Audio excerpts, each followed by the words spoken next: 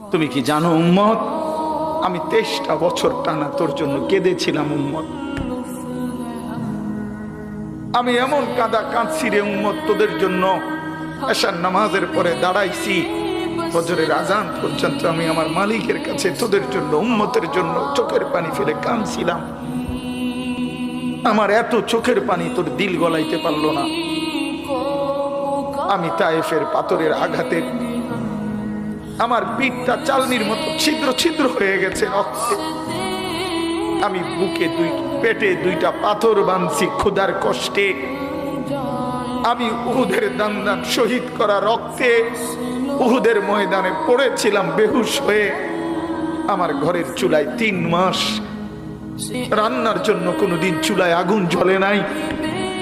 আমার এত চোখের পানি, এত রক্ত, এত ক্ষুধার কষ্ট, কিছুই তোর মন গলাইতে পারলো না, তোরে সেজদা দিতে পারলো না।